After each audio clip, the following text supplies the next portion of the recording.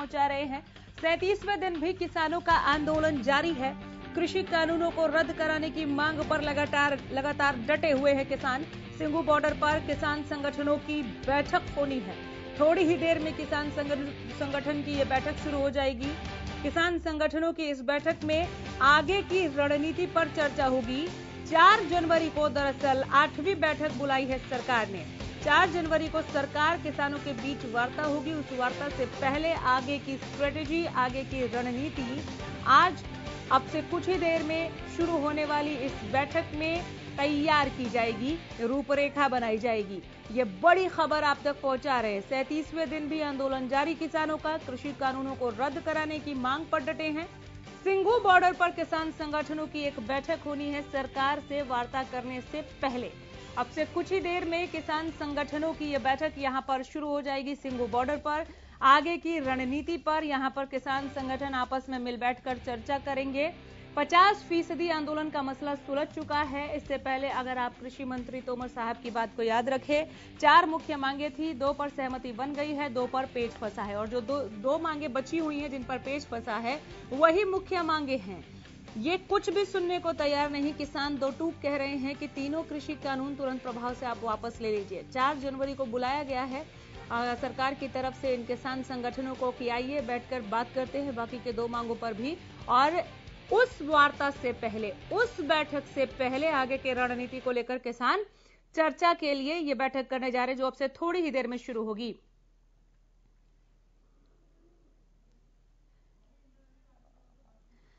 भारतीय किसान यूनियन के राष्ट्रीय प्रवक्ता स्वामीन्द्र हमारे साथ जुड़ गए हैं फोन लाइन के जरिए। स्वामीन्द्र, मैं बहुत स्वागत करती हूं हरियाणा न्यूज पर आपका। जी नमस्कार जी। अब से थोड़ी देर में बैठक शुरू होने जा रही है। सरकार के बुलावे को लेकर 8वीं बैठक का जो आपको न्योता दिया गया है, किसानों को न्योता मिला है, उसे लेकर बातचीत कर रहे हैं आप लोग? जी। क्या रणनीति रहेगी सर? देखिए, आपने देखा सरकार ने हमारी जो मुख्य 4 मांगे थी उनसे 2 मांगे सरकार ने मान ली है। अब जो 2 बाकी जो मांगे हमारी रह रही हैं, जो हमारी मुख्य मांग है कि ये 3 कृषि कानून जो है सरकार ने जो लेके आई है इसको रद्द किया जाए। साथ में जो एमएसपी का जो लाभकारी मूल्य तय किया है, साथ में एमएसपी के अंदर जो गारंटी खरीद की वो हो और जो उसके ऊपर जो खरीद जो है निम्न होती है तो उसके ऊपर जो है सजा का प्रावधान हो। ये तमाम हमारी मांगे हैं, इसको सरकार को पूरा करना होगा। इसके लिए आज चर्चा की जाएगी किस रणनीति के तहत सरकार को हम इस बात को समझाने में समर्थ हो। इसलिए हम जो आज की मीटिंग जो तमाम संगठन मिलकर कर रहे हैं। एक लंबे दौर से हम दोनों ही तरफ की कोशिशें देख रहे हैं। सरकार भी तीनों कृषि कानून पर समझाने की पुरजोर कवायद कर रही है, वो हर बैठक में भी हम देख रहे हैं, बैठक से पहले भी। इस आंदोलन से पहले से हम आपको सुन रहे हैं तीनों कृषि कानून को रद्द किए जाने की आपकी जो मांग है उसे लेकर आप लोग कितना अडिग है, डटे हुए हैं। आपको भीतर खाने कहीं पर भी ये लग रहा है 1% भी कि सरकार 4 जनवरी को इन कानूनों को वापस ले लेगी? जी, संभावना है और उम्मीद पे आदमी कायम होता है और उम्मीद के सिवा हमारे पास कोई चारा भी नहीं है। स्वामीन्द्र, अगर सरकार इसमें किसी संशोधन की बात करती है और कहती है कि आपके कहे अनुसार हम इसमें संशोधन करने को तैयार हैं, वहां पर आपकी रणनीति क्या है?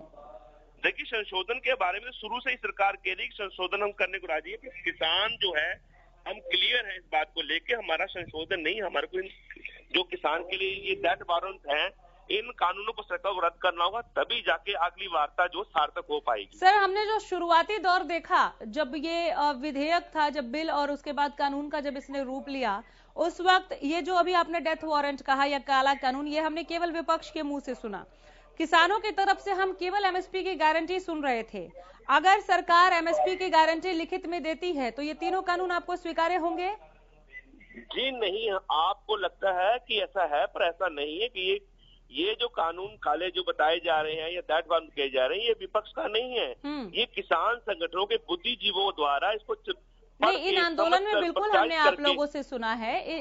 इस आंदोलन के दरमियान हमने इन शब्दों को किसानों के मुखारबिन से भी सुना है। मैं इससे इनकार नहीं कर रही। मसला ये नहीं है, मसला ये है कि शुरुआती दौर में इन तीनों कृषि कानूनों को लेकर किसानों की जो एक सुर में मांग थी वो ये कि एमएसपी की लिखित में गारंटी दीजिए और मंडियां खत्म नहीं होंगी, इस पर आप हमें आश्वस्त कीजिए। अगर सरकार आपकी इन मांगों पर फोकस कर देती है 4 जनवरी को, तो क्या आप मान जाएंगे इतने पर ही कि उस दिन भी जो आप डटे हुए हैं कि वापस तीनों कृषि कानून की वापसी के अलावा और कोई रास्ता नहीं है, इसी पर डटे रहेंगे? देखिए, ये जो मैं आपसे बता रहा हूँ बात, हमारा जो मुख्य मांग है, जब तक सरकार तीनों कानूनों को और सरकार नहीं रद्द करती तब तक हमारा आंदोलन इसी प्रकार जारी रहेगा। ठीक है जी। आप मिले तोमर साहब से, आप लोगों की मुलाकात हुई, दो मांगों पर सहमति भी बन गई, साथ में हमने देखा लंच किया आप लोगों ने, चाय पानी हुई। आपको बेहतर पता होगा सर, सरकार का जो रवैया है वो कितना सॉफ्ट हुआ है और कितना सॉफ्ट कॉर्नर आपको वहां पर दिखा 4 जनवरी के लिए। देखिए, आप देख ही रहे हैं, वही सरकार थी जो हमारे से वार्ता करने को राजी नहीं थी, वही सरकार थी जो बैकफुट पे आई है। आज कम से कम हमारी आधी बातें सरकार को माननी हुई और बाकी जो 3 बिलों में सरकार जो संशोधन की बात कर रही है उसका कुल कारण यही है कि हम कहीं ना कहीं सरकार को समझाने में जो सक्षम हुए हैं, सरकार को हम समझा पाए हैं कि कानून जो गलत है, इसलिए अब हम सरकार से जब आप मान ही गए तो क्यों इसको रद्द किया जाए।